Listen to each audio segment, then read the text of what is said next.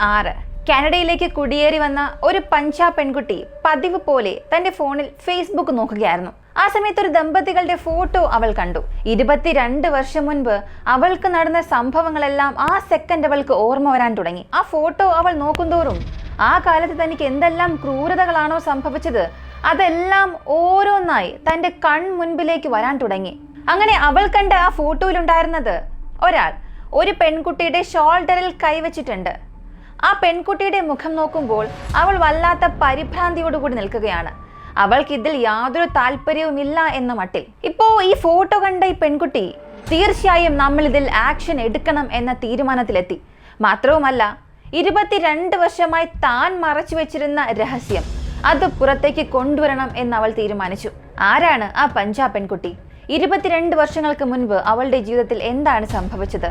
ആ ഫോട്ടോ കണ്ടതും അവൾക്ക് പഴയ കാര്യങ്ങൾ ഓർമ്മ വരാൻ കാരണമെന്ത്? ആ ഫോട്ടോയിൽ ആരായിരുന്നു ഉണ്ടായിരുന്നത്? കാനഡയിലെ സിഖ് ജനതയ്ക്ക് ഒരിക്കലും മറക്കാനാകാത്ത വളരെ ക്രൂരമായൊരു സംഭവത്തെക്കുറിച്ചാണ് നമ്മൾ ഇന്ന് അറിയാൻ പോകുന്നത്. ഒരു പക്ഷേ ഈ സംഭവം കേൾക്കുമ്പോൾ നമ്മളും ഇങ്ങനെയുള്ള സാഹചര്യങ്ങളിലൂടെ കടന്നു പോയിട്ടുണ്ടല്ലോ എന്ന് നിങ്ങളിൽ ചിലർക്കെങ്കിലും തോന്നിയേക്കാം. അവസാനം വരെയും സ്കിപ്പ് ചെയ്യാതെ കാണുക.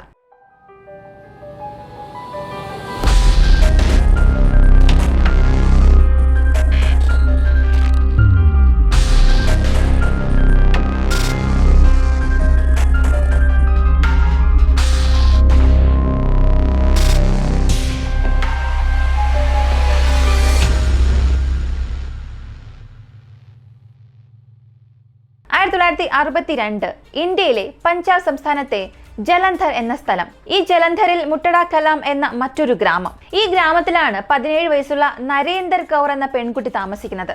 ഇവളുടെ അമ്മാവൻ ഒരു ദിവസം അമൃത് സിംഗ് എന്നയാളെ കണ്ടുമുട്ടി. അമൃത് സിംഗിനോട് അദ്ദേഹം പറഞ്ഞത്, നിങ്ങളുടെ മകനായ ഗുരുദേവ് സിംഗിന് ഞങ്ങളുടെ മകളായ നരേന്ദരെ വിവാഹം കഴിപ്പിച്ചു കൊടുക്കാൻ കഴിയുമോ എന്ന് ചോദിച്ചു. ഇതിന് അമൃത് സിംഗ് പറഞ്ഞത്, എന്റെ മകൻ കുറച്ച് ഉയരമുള്ള സൗന്ദര്യമുള്ള സ്ത്രീയാണ് നോക്കുന്നത്. മാത്രവുമല്ല വീട്ടുജോലികളെല്ലാം ചെയ്യാൻ കഴിയുന്ന ഒരു സ്ത്രീ കൂടെ ആയിരിക്കണം. അതിന് കാരണം അവന്റെ അമ്മയുടെ ആരോഗ്യനില വഷളായിക്കൊണ്ടിരിക്കുകയാണ്, ഇപ്പൊ കിടപ്പിലാണ്. അതുകൊണ്ട് വീട്ടുജോലികൾ നോക്കുന്ന രീതിയിൽ അങ്ങനെ ഒരു പെൺകുട്ടി ആയിരിക്കണം ഞങ്ങളുടെ കുടുംബത്തിന് വേണ്ടത് എന്നും ഈ അമർ സിംഗ് പറഞ്ഞു. ഇയാളി പറയുന്ന കാര്യങ്ങൾക്ക് നരേന്ദർ കൗർ യോജിച്ചതാണ് എന്ന് ആ അമ്മാവന് തോന്നി. അമ്മാവൻ ഇതിനെക്കുറിച്ച് കുടുംബത്തിൽ ചെന്ന് പറഞ്ഞു. അവർക്കും ഇതിൽ സമ്മതമാണ്. അങ്ങനെ അതേ വർഷം 1962 ഗുരുദേവ് സിംഗിന് 17 വയസ്സ്, പെൺകുട്ടിയെ നരേന്ദർ കൗറിന് 16 വയസ്സ് മാത്രമേ ആയിട്ടുള്ളൂ. 2 പേർക്കും 2 വീട്ടുകാരുടെ സമ്മതത്തോടു കൂടി വിവാഹം നടക്കുന്നു. 1964 ഇവർക്ക് സുർജിത്ത് എന്ന ഒരു മകൾ ജനിച്ചു. അടുത്ത് 68 ഹർജിത് എന്ന മറ്റൊരു മകൾ. പിന്നീട് 3ാമത്തെ കുഞ്ഞിനായി ഇവർ ശ്രമിച്ചു. അതിൽ ഒരു ആൺകുഞ്ഞ് ജനിക്കുകയും ചെയ്തു. എന്നാൽ നിർഭാഗ്യവശാൽ 9 ദിവസത്തിൽ തന്നെ ആ കുഞ്ഞ് മരിക്കുകയും ചെയ്തു. ഇങ്ങനെ വളരെ ദുഃഖകരമായ സംഭവങ്ങൾ ആ കുടുംബത്തിൽ നടന്നുപോയി. ഇതൊരു വശത്തുള്ളപ്പോൾ ആ കുടുംബത്തിന്റെ മുഴുവൻ വരുമാനവും അവരുടെ പക്കലുള്ള കൃഷിയെ ആശ്രയിച്ച് മാത്രമായിരുന്നു. അതുകൊണ്ട് വീണ്ടും കൂടുതൽ സ്ഥലങ്ങൾ വാങ്ങണം എന്ന് ചിന്തിച്ചു. കൂടാതെ ഈ 1960-കൾക്ക് ശേഷം അവിടെയുള്ള ഒരുപാട് സിഖുകാർ അമേരിക്ക, UK, കാനഡ എന്നിവിടങ്ങളിൽ പല രാജ്യങ്ങളിലേക്ക് പോകാൻ തുടങ്ങി. ജോലി ആവശ്യത്തിന് വേണ്ടിയും ബിസിനസ് ചെയ്യാനും ജോലി ചെയ്യാനും ഒരുപാട് പേർ പോയിരുന്നു. അതുകൊണ്ട് സ്വന്തം മകനായ ഗുരുദേവിനെയും കാനഡയിലേക്ക് അയക്കാമെന്ന് അദ്ദേഹത്തിന്റെ അച്ഛൻ തീരുമാനിച്ചു. പാസ്പോർട്ട് എല്ലാം എടുത്ത് വിസയ്ക്കും അപ്ലൈ ചെയ്തു. അവസാനം 1970 ഗുരുദേവിന്റെ ഭാര്യ വീണ്ടും ഗർഭിണിയായി. അപ്പോഴായിരുന്നു കാനഡ വിസ ലഭിച്ചത്. അങ്ങനെ കുഞ്ഞ് ജനിക്കുന്നതിന് മുൻപ് തന്നെ അദ്ദേഹം കാനഡയിലെ ബ്രിട്ടീഷ് കൊളംബിയയിലെ വില്യം ലേക്ക് എന്ന സ്ഥലത്തേക്ക് പോയി. തുടക്കത്തിൽ ഒരു ലേബറായി ജോലി ചെയ്യാൻ തുടങ്ങി. പിന്നീട് പല ജോലികൾ ചെയ്യാൻ തുടങ്ങി. പണം വീട്ടിലേക്ക് അയച്ചു കൊടുക്കാൻ തുടങ്ങി. ഈ ഒരു കുടുംബം ഇപ്പോൾ സാമ്പത്തികമായി ബുദ്ധിമുട്ടുകളൊന്നും ഇല്ലാതെ ജീവിക്കാൻ തുടങ്ങി. മറുവശത്ത് ഈ ഗുരുദേവ് നരേന്ദർക്ക് 3ാമത് വീണ്ടും ഒരു മകൾ ജനിച്ചു. പക്ഷെ ഈ കുഞ്ഞ് ജനിച്ചപ്പോൾ ആ കുടുംബത്തിന് അത്ര സന്തോഷമില്ലായിരുന്നു. കാരണം ഇതിനകം അവർക്ക് 2 പെൺമക്കളുണ്ട്. വീണ്ടും ഒരു ആൺകുഞ്ഞ് ജനിക്കുമെന്നായിരുന്നു എല്ലാവരും പ്രതീക്ഷിച്ചത്. എന്നാൽ ജനിച്ചത് വീണ്ടും പെൺകുഞ്ഞായിരുന്നു. 3 പെൺമക്കളുണ്ട്. അപ്പോൾ വീണ്ടും അധ്വാനത്തിന്റെ അളവ് കൂട്ടേണ്ടി വരും. അങ്ങനെ ഗുരുദേവ് വീണ്ടും ഡബിൾ ഷിഫ്റ്റ് ഒക്കെ നോക്കാൻ തുടങ്ങി. ഈ 3 മക്കളും നല്ല രീതിയിൽ വളർന്നു വരാനും തുടങ്ങി. ഇപ്പോഴാണ് ഭാര്യ 3 മക്കൾ ഇവരെയും കാനഡയിലേക്ക് കൊണ്ടുവരണമെന്ന് ഇദ്ദേഹം തീരുമാനിക്കുന്നു. ഇത് അച്ഛനായ അമർ സിംഗിനോട് പറഞ്ഞു. പക്ഷെ അച്ഛൻ പറഞ്ഞത്, ഇപ്പോഴത്തേക്ക് നിന്റെ സഹോദരൻ ഒരുപാട് കഷ്ടപ്പെടുന്നുണ്ട്. നീ കാനഡയിലേക്ക് അവനെ കൊണ്ടുപോവുകയാണെങ്കിൽ അവനും ഒരുപാട് സമ്പാദിക്കാൻ തുടങ്ങും. പിന്നീട് നീ നിന്റെ കുടുംബത്തെയും അവിടെ കൊണ്ടുപോയെന്ന് പറഞ്ഞു. പക്ഷേ ഗുരുദേവ് അതിന് സമ്മതം അറിയിച്ചില്ല. 1973 അദ്ദേഹത്തിന്റെ ഭാര്യ 3 പെൺമക്കൾ എല്ലാവരും കാനഡയിലേക്ക് കൊണ്ടുവരുന്നു. അമർ സിംഗ് തുടക്കത്തിൽ ചിന്തിച്ചത് ഒരു പക്ഷേ മരുമകളും പേരക്കുട്ടികളും അവിടെ പോയാൽ ജീവിത ചിലവ് ഒരുപാട് അധികമാകും. മകൻ സമ്പാദിക്കുന്നത് അതിന് മാത്രം ചിലവാകേണ്ടി വരും. കൂടാതെ വീട്ടിലേക്കും പണം അയക്കില്ല എന്നായിരുന്നു ചിന്തിച്ചത്. എന്നാൽ ഗുരുദേവിന് കുടുംബമായി അവിടെ സെറ്റിൽ ആകണം എന്നുള്ളതായിരുന്നു ആഗ്രഹം. അങ്ങനെ 1973 ഈ കുടുംബം, ഭാര്യയും 3 മക്കളും നേരെ കാനഡയിലേക്ക് പോകാൻ തീരുമാനിച്ചു. വാൻകൂവർ എന്ന എയർപോർട്ടിൽ വന്ന് ഭാര്യയും മക്കളെയും അയാൾ പിക്ക് ചെയ്തു. 6 മണിക്കൂർ യാത്ര ചെയ്ത് 341 മൈൽ ദൂരമുള്ള വില്യം ലേക്ക് എന്ന താൻ താമസിക്കുന്ന സ്ഥലത്തേക്ക് അവരെ കൊണ്ടുപോയി. ഈ 6 മണിക്കൂറും കാറിലെ ജനാല വഴി പുറം ലോകമെല്ലാം വളരെ ആസ്വദിച്ചവർ കണ്ടു. തുടക്കത്തിൽ ഇവർക്കുണ്ടായിരുന്ന ഒരു വലിയ പ്രശ്നം ഇംഗ്ലീഷ് എങ്ങനെയെങ്കിലും പഠിക്കണം, എങ്കിൽ മാത്രമേ അവിടെയുള്ള ആളുകളുമായി ആശയവിനിമയം നടത്താൻ സാധിക്കൂ. അതുകൊണ്ട് സ്പോക്കൺ ഇംഗ്ലീഷ് ക്ലാസ്സിന് പോയി. ഇതൊരു ഭാഗത്ത് നടക്കുമ്പോൾ ഒരു 10 മാസത്തിന് ശേഷം ഈ ഒരു കുടുംബം മറ്റൊരു വീട്ടിലേക്ക് താമസം മാറുന്നു. പുതിയ വീടൊരൽപ്പം വലുതായിരുന്നു, വളരെ സുഖ സൗകര്യങ്ങൾ ഉള്ളതായിരുന്നു. പിൻമുറ്റമൊക്കെ ഉള്ളതുകൊണ്ട് മക്കൾക്ക് കളിക്കാനുള്ള നല്ലൊരു സാഹചര്യവും ആ വീട്ടിലുണ്ടായിരുന്നു. വീട്ടിൽ ഏറെ സന്തോഷമാണ് എന്നൊക്കെ കരുതിയാലും ഇതിന് ശേഷം നടക്കാൻ പോകുന്ന വലിയ വലിയ കാര്യങ്ങളെക്കുറിച്ച് ആ കുടുംബത്തിന് യാതൊരു ധാരണയുമില്ലായിരുന്നു. ആ വീട്ടിലേക്ക് വന്ന് 2 വർഷം കഴിഞ്ഞ് കൃത്യം 1976 നരേന്ദർ ഗുരുദേവ് ഇവർക്ക് 4ാമതായി ഒരു ആൺകുഞ്ഞ് ജനിച്ചു. ആ മകന് ജെസി എന്ന പേരും കൊടുത്തു. ഏറെ വർഷങ്ങൾക്ക് ശേഷം മകൻ ജനിച്ചത് കൊണ്ട് ആ കുടുംബത്തിന് വല്ലാത്ത സന്തോഷം. ഇതിനിടയിൽ ഇവർക്ക് പെർമനന്റ് വിസയും ലഭിച്ചു. ഭർത്താവാണെങ്കിൽ ജോലിയിലും ഇപ്പോൾ ഉയർന്നു വരുന്നത് കൊണ്ട് തന്റെ നാട്ടിലെ ഇന്ത്യയിലെ ബന്ധുക്കളെയും സഹോദരങ്ങളെയും ഇങ്ങോട്ടേക്ക് കൊണ്ടുവരാമെന്ന് ചിന്തിച്ചു. അങ്ങനെ സഹോദരനെ കാനഡയിലേക്ക് വിളിച്ച് ജോലി വാങ്ങിക്കൊടുത്തു. പിന്നീട് ബന്ധുക്കൾ പലരെയും കാനഡയിലേക്ക് ക്ഷണിച്ചു, അവർക്കും ജോലി വാങ്ങിക്കൊടുത്തു. അങ്ങനെ 1980 തന്റെ സഹോദരിയുടെ മകനായ മഞ്ജിത്ത്, അയാളും അയാളുടെ ഭാര്യ, അവർക്ക് ജനിച്ച ഒരു കുഞ്ഞ്, എല്ലാവരെയും തന്റെ വീട്ടിലേക്ക് ക്ഷണിക്കുകയും തന്റെ വീട്ടിലെ ബേസ്മെന്റിൽ താമസിക്കാനുള്ള ഒരു അനുവാദം അവർക്ക് കൊടുക്കുകയും ചെയ്തു. 2 കുടുംബത്തിനിടയിൽ നല്ലൊരു ബന്ധമുണ്ടായിരുന്നതുകൊണ്ട് പ്രശ്നങ്ങളൊന്നുമില്ലാതെ ജീവിതം മുന്നോട്ട് പോയി. ഈ സമയത്താണ് ഗുരുദേവിന്റെ 3 മക്കളും പ്രതീക്ഷിക്കാത്ത വളരെ നിർഭാഗ്യകരമായ ഒരു സംഭവം നടക്കാൻ തുടങ്ങിയത്. മഞ്ജിത്ത് ആ വീട്ടിൽ വരുന്നതിന് മുൻപ് ഗുരുദേവ് തന്റെ മക്കളോട് പറഞ്ഞത്, മഞ്ജിത്ത് എന്റെ സഹോദരിയുടെ മകനാണെങ്കിലും അദ്ദേഹം നിങ്ങൾക്കൊരു മൂത്ത സഹോദരനെ പോലെയാണ്, അതുകൊണ്ട് നിങ്ങൾ അദ്ദേഹത്തെ ചേട്ടൻ എന്ന് മാത്രമേ വിളിക്കാവൂ എന്നും പറഞ്ഞു. അച്ഛൻ പറഞ്ഞതനുസരിച്ച് 3 മക്കളും അദ്ദേഹത്തെ ചേട്ടൻ എന്നാണ് വിളിച്ചത്. 1981 ഈ ഗുരുദേവ് തന്റെ കുടുംബവുമായി 3 മാസത്തെ വെക്കേഷൻ ഇന്ത്യയിലേക്ക് പോകാമെന്ന് തീരുമാനിച്ചു.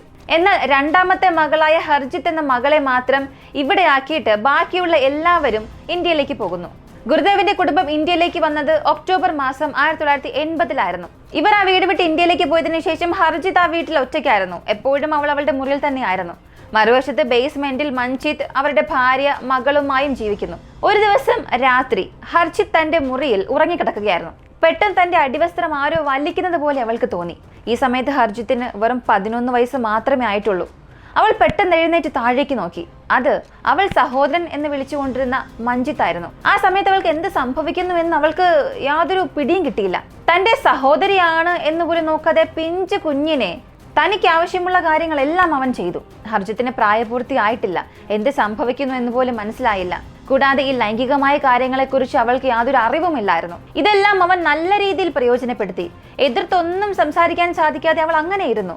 ഇത് അന്നത്തെ ദിവസം മാത്രമാണോ നടന്നതെന്ന് ചോദിച്ചാൽ തീർച്ചയായും ഇല്ല. ഈ ഹർജിത്തിന്റെ കുടുംബം ഇന്ത്യയിൽ നിന്ന് തിരികെ വരുന്നതുവരെയും ഇടയ്ക്കിടെ ഭാര്യയും മകളും ബേസ്മെന്റിൽ ഉറങ്ങിക്കിടക്കുമ്പോൾ ഈ മഞ്ജിത്ത് നേരെ ഹർജിത്തിന്റെ മുറിയിലേക്ക് വരും. തനിക്ക് ആവശ്യമായ കാര്യങ്ങളെല്ലാം ചെയ്തുകൊണ്ടേയിരുന്നു. ഇതിനിടയിൽ ആ പെൺകുട്ടിക്ക് മനസ്സിലായി അയാൾ എന്താണ് ചെയ്യുന്നത്, ഉദ്ദേശം എന്താണെന്നൊക്കെ മനസ്സിലാകാൻ തുടങ്ങി. ഇതിനെക്കുറിച്ച് പുറത്തു പറഞ്ഞാൽ നിന്നെ കൊല്ലുമെന്ന് പോലും അവൻ ഭീഷണിപ്പെടുത്തി. ഒരു പക്ഷേ അച്ഛനോടും അമ്മയോടും പറഞ്ഞാൽ എനിക്ക് എന്തെങ്കിലും സംഭവിക്കുമോ എന്നുള്ള ഭയത്തിൽ ആ കുഞ്ഞ് താരോടും പറഞ്ഞില്ല. അവസാനം 1981 ജനുവരി മാസത്തിൽ ഈ ഗുരുദേവിന്റെ കുടുംബം അവധിക്കാലമെല്ലാം അവസാനിച്ച് തിരികെ കാനഡയിലേക്ക് വരുന്നു. അപ്പോഴും തനിക്ക് സംഭവിച്ച കാര്യങ്ങളൊന്നും ഹർജിത്ത് അച്ഛനും അമ്മയോടും സഹോദരിമാരോട് പോലും പറഞ്ഞില്ല. വല്ലാത്തൊരു മാനസിക സംഘർഷത്തിലായിരുന്നു ആ പെൺകുട്ടി. ഈ സമയങ്ങളിൽ മഞ്ജിത്ത് പോലും ഒന്നും സംഭവിക്കാത്തതുപോലെ അച്ഛനും അമ്മയോടും സഹോദരങ്ങളോടും എല്ലാം വളരെ നോർമലായി സംസാരിക്കുന്നത് കണ്ടപ്പോൾ ഹർജിത്തിന് വല്ലാത്ത ദേഷ്യം വരാൻ തുടങ്ങി. എന്നിട്ടും അപ്പോൾ പോലും തനിക്ക് സംഭവിച്ച കാര്യങ്ങളൊന്നും അവൾ ആരോടും പറഞ്ഞില്ല. ഇതിന് മറ്റൊരു കാരണം കൂടെ പറയുന്നുണ്ട്. ഒരു പക്ഷേ ഇങ്ങനെയുള്ള എന്തെങ്കിലും ഒരു സംഭവം നടന്നാൽ പെട്ടെന്ന് തന്നെ ആ സിഖ് കുടുംബത്തിൽ സംഭവിക്കുന്നത് ആ പെൺകുട്ടികളൊക്കെ പെട്ടെന്ന് വിവാഹം കഴിപ്പിച്ചയക്കും. കാനഡയിലാണെങ്കിൽ നേരെ ഇന്ത്യയിലേക്ക് പറഞ്ഞയക്കും. പിന്നെ ഇങ്ങോട്ടേക്ക് വരാനേ സാധിക്കില്ല. ഒരു പക്ഷെ ഇങ്ങനെ എന്തെങ്കിലും തനിക്ക് സംഭവിക്കുമോ എന്ന് ആ പെൺകുട്ടി ഭയന്നിരുന്നു. പക്ഷേ ഈ അച്ഛനും അമ്മയും വെക്കേഷന് പോയ സമയങ്ങളിൽ മാത്രമല്ല ഇങ്ങനെയുള്ള പീഡനങ്ങൾ നടന്നത്. അച്ഛനും അമ്മയും തിരികെ ഇന്ത്യയിലേക്ക് വന്നു. എന്നിട്ടും അവരില്ലാത്ത സമയങ്ങളിലെല്ലാം മഞ്ജിത്തിന് സമയം ലഭിക്കുമ്പോഴെല്ലാം മഞ്ജിത്ത് ഇങ്ങനെയുള്ള കാര്യങ്ങൾ ചെയ്തുകൊണ്ടേയിരുന്നു. 1982 ഹർജിത്തിന്റെ സഹോദരിയായ സുർജിത്തിനോട് ഒരു ദിവസം ബേസ്മെന്റിലേക്ക് വെള്ളം എടുത്തുകൊണ്ടുവരാനായി മഞ്ജിത്ത് ആവശ്യപ്പെട്ടു. അവളും വെള്ളം എടുത്തുകൊണ്ട് മഞ്ജിത്തിന്റെ അടുത്തേക്ക് പോയി. മഞ്ജിത്ത് ഇപ്പോൾ അവളെ തന്റെ അടുത്തിരുത്തുകയും അവളുടെ ശരീരഭാഗങ്ങളിലേക്ക് തൊടാനും തുടങ്ങി. സുർജിത്തിന് ഇപ്പോൾ മനസ്സിലായി അയാളുടെ ഉദ്ദേശം എന്താണെന്ന്, അയാൾ എന്താണ് ചെയ്യാൻ ഉദ്ദേശിക്കുന്നതെന്ന്. കാരണം അപ്പോൾ അവൾക്ക് ഒരു 16-17 വയസ്സുണ്ടായിരുന്നു. അവൻ എന്ത് ഉദ്ദേശത്തോടു കൂടി ശരീരത്തിൽ കൈവയ്ക്കുന്നു എന്നുള്ളത് ആ പെൺകുട്ടിക്ക് മനസ്സിലായി. അതുകൊണ്ട് തന്നെ അവൾ പെട്ടെന്ന് അവിടെ നിന്നും എഴുന്നേറ്റ് തന്റെ മുറിയിലേക്ക് പോയി. കുറച്ച് ദിവസങ്ങൾക്ക് ശേഷം സുർജിത്ത് ഉറങ്ങുന്ന ബെഡ്റൂമിലേക്ക് തന്നെ മഞ്ജിത്ത് എത്തി. അവളുടെ അടുത്ത് കിടക്കുകയും മോശമായ കാര്യങ്ങൾ ചെയ്യുകയും ചെയ്തു. പക്ഷെ അപ്പോഴും സുർജിത്തിന് എതിർക്കാൻ സാധിച്ചില്ല. അവളെ ഭീഷണിപ്പെടുത്തിയിട്ടുണ്ടായിരുന്നു. അവൾക്കും അച്ഛനും അമ്മയോടും ഒന്നും പറയാൻ സാധിക്കാതെ, സഹോദരിമാരോടും പറയാൻ കഴിയാതെ വീർപ്പ് മുട്ടി ജീവിക്കുകയായിരുന്നു. ഇങ്ങനെ ദിവസങ്ങൾ വീണ്ടും പോകുന്നു. 1985 ഈ പെൺകുട്ടികളുടെ അവസാന സഹോദരിയായ ഗുൽബീർ സിംഗ്, അവൾക്കും ഇതുപോലുള്ള കാര്യങ്ങൾ സംഭവിക്കാൻ തുടങ്ങി. ഇപ്പോ മൂത്ത സഹോദരിയായ സുർജിത്തിന് കാര്യങ്ങൾ മനസ്സിലാകാൻ തുടങ്ങി. തന്റെ സഹോദരിമാരോട് എന്താണ് സംഭവിച്ചത് എന്ന് ചോദിച്ചു. ഇങ്ങനെ ഇവർക്കുള്ളിൽ കാര്യങ്ങൾ സംസാരിക്കുമ്പോഴാണ് എല്ലാവരോടും അയാൾ ഇത്രയും തെറ്റായ രീതിയിൽ പെരുമാറിയിട്ടുണ്ട് എന്ന് മനസ്സിലാകാൻ തുടങ്ങിയത്.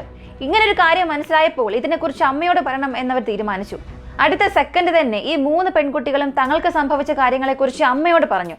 പക്ഷെ അമ്മ പറഞ്ഞത്, ഇക്കാര്യം അച്ഛനറിഞ്ഞാൽ ഒരു വലിയ പ്രശ്നമായി മാറും. മഞ്ജിത്തിനോട് നിങ്ങൾ ഇനി സംസാരിക്കണ്ട, ബേസ്മെന്റിലേക്ക് നിങ്ങൾ ഇനി പോകണ്ട എന്നും പറഞ്ഞു. എങ്കിൽ പോലും അച്ഛനും അമ്മയും വീട്ടിലില്ലാത്ത സമയങ്ങളിൽ മഞ്ജിത്ത് തുടർന്ന് ആ പെൺകുട്ടികളെ ഇങ്ങനെയുള്ള പീഡനങ്ങൾ നൽകിക്കൊണ്ടിരുന്നു. 1980 മുതൽ 85 വരെയും ഈ നരകവേദനയിലായിരുന്നു പെൺകുട്ടികൾ ജീവിച്ചുകൊണ്ടിരുന്നത്. 1984 ഗുർദേവിന്റെ മൂത്ത മകളായ സുർജിത്ത് 11ാം ക്ലാസ് പഠിക്കുന്ന സമയത്ത് അവൾക്ക് വിവാഹം കഴിപ്പിച്ചയച്ചു. പിന്നീട് അവൾ ഇന്ത്യയിലേക്ക് പോയി മുത്തശ്ശിയുടെ വീട്ടിലായിരുന്നു താമസിച്ചത്. അവധി ലഭിക്കുമ്പോഴെല്ലാം അവൾ അച്ഛന്റെയും അമ്മയുടെയും അടുത്തേക്ക് വരും. അപ്പോഴും ഈ മഞ്ജിത്ത് സുർജിത്തിനെ ഭീഷണിപ്പെടുത്തി അവളോട് ലൈംഗികമായി പെരുമാറുന്നുണ്ടായിരുന്നു. ഒരു പക്ഷേ ഭർത്താവിനോട് ഇതിനെക്കുറിച്ച് പറഞ്ഞാൽ ഭർത്താവ് തന്നെ സംശയിക്കുമോ, തന്നെ തെറ്റായി വിചാരിക്കുമോ എന്നൊക്കെ ചിന്തിച്ച് അപ്പോഴും ഇത് ആരോടും സുർജിത്ത് പറഞ്ഞില്ല. അവസാനം 1985 മഞ്ജിത്ത് ആ വീട്ടിൽ നിന്നും വെക്കേറ്റ് ചെയ്ത് മറ്റൊരു സ്ഥലത്തേക്ക് പുതുതായി വീട് വാങ്ങി പോകുന്നു. ഇതിനുശേഷമാണ് ആ വീട്ടിലുണ്ടായിരുന്ന പെൺകുട്ടികളെല്ലാം യാതൊരു പ്രശ്നവുമില്ലാതെ സന്തോഷമായി ജീവിക്കാൻ തുടങ്ങിയത്. ഇതിനിടയിൽ സുർജിത്ത് വിവാഹമോചനം നേടി 1990 തന്റെ വീട്ടിലേക്ക് വരുന്നു. 1996 രണ്ടാമത്തെ സഹോദരിയായ ഹർജിത്തിന്റെ വിവാഹം നടക്കുന്നു. 1999 സുർജിത്തും 2ാം വിവാഹം കഴിച്ചു. എന്നാൽ ഇന്നുവരെയും അവസാനത്തെ സഹോദരിയായ ഗുൽബീർ സിംഗിന് വിവാഹം കഴിഞ്ഞിട്ടേയില്ല. അവൾ ആരെയും വിവാഹം കഴിച്ചില്ല. ഒരുപക്ഷെ താൻ വിവാഹം കഴിച്ച് നാളെ തനിക്കൊരു മകൾ ജനിച്ച് ആ മകൾക്കും ഇതുപോലുള്ള പീഡനങ്ങൾ സംഭവിക്കും, അതും ഈ ലോകത്തിൽ. അപ്പോൾ പിന്നെ ആരെയും വിവാഹം കഴിക്കേണ്ട ആവശ്യമില്ല, ഏതൊരു പുരുഷനെയും വിശ്വസിക്കാനും സ്നേഹിക്കാനും പാടില്ല എന്നവൾ തീരുമാനിച്ചു. ഇന്നുവരെയും അവൾ വിവാഹം കഴിച്ചിട്ടേയില്ല. ഗുൽബീർ സിംഗ് ഇപ്പോൾ ഒരു ഫ്ലൈറ്റ് അറ്റൻഡറായി ജോലി ചെയ്യുന്നു. ഹർജിത് സിംഗ് എക്കണോമിക്സ് ഡിഗ്രിയെല്ലാം അവസാനിപ്പിച്ച് വിവാഹം കഴിഞ്ഞ് ജീവിക്കുന്നു. മൂത്ത മകളായ സുർജിത്ത് കമ്മ്യൂണിറ്റി ഹെൽത്ത് ഡിപ്പാർട്ട്മെന്റിൽ ജോലി നോക്കുകയാണ്. ഇങ്ങനെ ചെറിയ പ്രായത്തിൽ നടന്ന പീഡനങ്ങളെല്ലാം മറന്ന് അവരുടെ ജീവിതം മുന്നോട്ട് കൊണ്ടുപോകാൻ തുടങ്ങി. ഈ സമയത്താണ് 2006 ഈ സുർജിത്ത് എപ്പോഴത്തെയും പോലെ ഒരു ദിവസം ഫേസ്ബുക്ക് നോക്കുകയായിരുന്നു. അപ്പോഴാണ് മഞ്ജിത്ത് ഒരു സ്ത്രീയുടെ തോളിൽ കൈയിട്ട് നിൽക്കുന്ന ഒരു ഫോട്ടോ കണ്ടു. ഇപ്പോഴാണ് അവൾക്ക് തന്റെ ചെറിയ പ്രായത്തിൽ നടന്ന സംഭവങ്ങളെല്ലാം ഓർമ്മ വരാൻ തുടങ്ങിയത്. അയാൾ ആ തോളിൽ കൈയിട്ടിരിക്കുന്ന പെൺകുട്ടി, ആ പെൺകുട്ടിയുടെ മുഖത്ത് വല്ലാത്തൊരു ഭയമുണ്ടായിരുന്നു. സത്യത്തിൽ ആ പെൺകുട്ടിയിലൂടെ സുർജിത്ത് തന്നെയായിരുന്നു കണ്ടത്.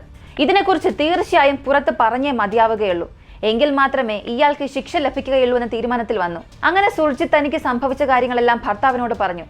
അദ്ദേഹവും ഇതിന് സപ്പോർട്ട് കൊടുത്തു. തന്റെ മറ്റ് 2 സഹോദരിമാരോടും ഇക്കാര്യത്തെക്കുറിച്ച് സംസാരിച്ചു. ശരി, നമുക്കിതിനെക്കുറിച്ച് പുറത്ത് പറയാം, കേസ് നൽകാം എന്ന് ചിന്തിച്ചു. അങ്ങനെ 2007 ഈ 3 സഹോദരിമാരും മഞ്ജിത്തിന്റെ പേരിൽ ഒരു കേസ് കൊടുത്തു. മഞ്ജിത്തിനെ കസ്റ്റഡിയിലെടുത്ത് ചോദ്യം ചെയ്യുന്നു. അവസാനം 2011 വിചാരണ ആരംഭിക്കുന്നു. 2018 ഇയാൾ കുറ്റവാളിയാണെന്ന് തെളിയിക്കപ്പെടുന്നു. അവസാനം 2023 അവന് 60 വയസ്സുള്ളപ്പോൾ ലൈംഗിക അതിക്രമങ്ങൾ ചെയ്തതിന്റെ പേരിൽ 6 മാസം ജയിൽ ശിക്ഷ നൽകി. ഈ പെൺകുട്ടികൾ തുടർന്ന് 5 വർഷത്തോളമായിരുന്നു ക്രൂരമായ പീഡനങ്ങൾക്ക് ഇരയായത്, മാനസിക സംഘർഷത്തിനിരയായത്. എന്നാൽ ഇത്രയും ക്രൂരമായ ഒരു തെറ്റ് ചെയ്ത കുറ്റവാളിക്ക് വെറും 6 മാസത്തെ ശിക്ഷയോ എന്നൊക്കെ ഒരു പക്ഷെ നിങ്ങൾ ചിന്തിക്കാം. എന്തായാലും അപ്പോഴെങ്കിലും 30 വർഷങ്ങൾക്ക് ശേഷമാണെങ്കിൽ പോലും അവനൊരു ശിക്ഷ ലഭിച്ചല്ലോ. അപ്പോഴെങ്കിലും വളരെ ധൈര്യത്തോടു കൂടി പെൺകുട്ടികൾ പറഞ്ഞ് അവൻ 60 വയസ്സുള്ളപ്പോൾ 6 മാസത്തെ ശിക്ഷ വാങ്ങിക്കൊടുത്തു. താൻ ചെയ്ത ക്രൂരകൃത്യങ്ങൾക്ക് അവസാനം താൻ ശിക്ഷ അനുഭവിക്കും എന്നുള്ളത് ഒരിക്കലും അയാൾ പ്രതീക്ഷിച്ചിട്ട് പോലും കാണില്ല. ഈ പെൺകുട്ടികൾക്ക് തുടക്കത്തിൽ തന്നെ ഇത് പറയാമല്ലോ എന്നൊക്കെ നമുക്കൊരു പക്ഷെ ചിന്തിക്കാം. പക്ഷെ ആ സമയം ആ പെൺകുട്ടികളൊക്കെ അത്രത്തോളം കാര്യപ്രാപ്തി ഇല്ലായിരുന്നു. വെറും 17 വയസ്സ്, 14 വയസ്സ്, 11 വയസ്സ്. ഈ സമയങ്ങളിൽ ഇക്കാര്യങ്ങൾ സംഭവിക്കുമ്പോൾ ഒരുപക്ഷെ ഇതിനെക്കുറിച്ചൊക്കെ പുറത്ത് പറഞ്ഞാൽ പെട്ടെന്ന് തങ്ങളെ വിവാഹം കഴിപ്പിച്ച് അയക്കുമോ, കാനഡയിൽ നിന്നും ഇന്ത്യയിലേക്ക് അയക്കുമോ എന്ന ഭയമുണ്ടായിരുന്നു. ഇത് സമൂഹത്തിന്റെ ഒരു വിലക്കിനെയാണ് നമുക്കിവിടെ കാണിച്ചു തരുന്നത്. പെൺകുട്ടികൾ ഇതുപോലുള്ള പീഡനങ്ങൾക്ക് ഇരയായാൽ പിന്നെ അവിടെ കുറ്റവാളിയായി തീരുന്നതും ഇരയായി മാറുന്നതും ശിക്ഷ അനുഭവിക്കേണ്ടി വരുന്നതും ഈ പെൺകുട്ടികൾ തന്നെയായിരിക്കും. മാതാപിതാക്കൾ പെട്ടെന്ന് തന്നെ വിവാഹം കഴിപ്പിച്ചയക്കും, തിരികെ ഇന്ത്യയിലേക്ക് അയക്കും. ഇങ്ങനെയുള്ള ഭയം കൊണ്ടായിരുന്നു ആ കുട്ടികൾ അത് പുറത്ത് പറയാതിരുന്നത്. പോരാത്തതിന് ആ മഞ്ജിത്ത് ആ സമയങ്ങളിൽ ആ പെൺകുട്ടികളെ ഭീഷണിപ്പെടുത്തുന്നുണ്ടായിരുന്നു. ആ പ്രായത്തിലെ പക്വത കുറവ് കാരണം ഈ പ്രശ്നങ്ങളൊന്നും അവരെ കൊണ്ടത് പരസ്യമായി പറയാൻ പോലും സാധിച്ചില്ല. ഒരു ഘട്ടത്തിൽ അവരത് അമ്മയോട് പറഞ്ഞു. അമ്മയോടല്ലേ പറയാനും സാധിക്കൂ. പക്ഷെ അമ്മ പോലും ഇത് വലിയ കാര്യമാക്കിയതേയില്ല. അച്ഛൻ അറിഞ്ഞാൽ എന്തെങ്കിലും പ്രശ്നമാകുമോ എന്നുള്ളതായിരുന്നു ഭയം. അവിടെയുള്ള ആ ഒരു സംസ്കാരം, അവരുടെ ജീവിത രീതിയൊക്കെയാണ് നമുക്ക് കാണിച്ചു തരുന്നത്. സത്യം പറഞ്ഞാൽ ഇങ്ങനെയുള്ള സംഭവങ്ങളൊക്കെ ഇന്നും സമൂഹത്തിൽ നടക്കുന്നുണ്ട്. ഇങ്ങനെയുള്ള ചില ചട്ടക്കൂടുകൾ കാരണം പലരും ഇത് പുറത്ത് പറയാത്തതാണ്. ഇങ്ങനെയുള്ള സംഭവങ്ങൾ ഇനി ആർക്കെങ്കിലും നടക്കുകയാണെങ്കിൽ അത് ഓപ്പണായി ആ സെക്കൻഡ് തന്നെ എതിർത്ത് ചോദിക്കുക. എങ്കിൽ മാത്രമേ ഇങ്ങനെയുള്ള വൃത്തികെട്ട മനുഷ്യർ മറ്റാരോടും ഇതുപോലുള്ള പ്രവർത്തികൾ ചെയ്യാതിരിക്കുകയുള്ളൂ. തങ്ങൾക്ക് നടന്ന ക്രൂരതയെക്കുറിച്ച് ഹർജിത്ത് 25 വർഷത്തിനു ശേഷം പുറത്തു പറഞ്ഞാലും ഇനിയും ധാരാളം സ്ത്രീകൾ തങ്ങളുടെ കുടുംബത്തിൽ നടക്കുന്ന ധാരാളം മോശമായ കാര്യങ്ങൾ പുറത്ത് പറയാൻ കഴിയാതെ ഇപ്പോഴും കഷ്ടപ്പെടുന്നുണ്ട്. നിങ്ങളുടെ ജീവിതത്തിൽ ഇതുപോലെ എന്തെങ്കിലും സംഭവിച്ചിട്ടുണ്ട്, ഇതുവരെ പുറത്ത് പറഞ്ഞില്ല, പുറത്ത് പറയണമെന്ന് ആഗ്രഹിക്കുന്നുവെന്നുണ്ടെങ്കിൽ നിങ്ങളുടെ ശബ്ദം പുറത്തേക്ക് കൊണ്ടുവരിക. ഇതൊക്കെ ചെയ്തവർക്ക് ശിക്ഷ വാങ്ങിക്കൊടുക്കുക. ഒരാൾ ധൈര്യത്തോടു കൂടി എടുക്കുന്ന ഒരു തീരുമാനം മറ്റുള്ള ഒരുപാട് സ്ത്രീകൾക്ക് ഒരു മാതൃകയായേക്കാം. ഈ ഒരു സംഭവത്തെക്കുറിച്ചുള്ള നിങ്ങളുടെ അഭിപ്രായം കമന്റിൽ പറയുക. ഇങ്ങനെയുള്ള വളരെ വ്യത്യസ്തമായ വീഡിയോസിനായി വിക്കിവോക്സ് മലയാളം എന്ന നമ്മുടെ യൂട്യൂബ് ചാനൽ സബ്സ്ക്രൈബ് ചെയ്യുക. മറ്റൊരു വീഡിയോയുമായി വീണ്ടും കാണാം.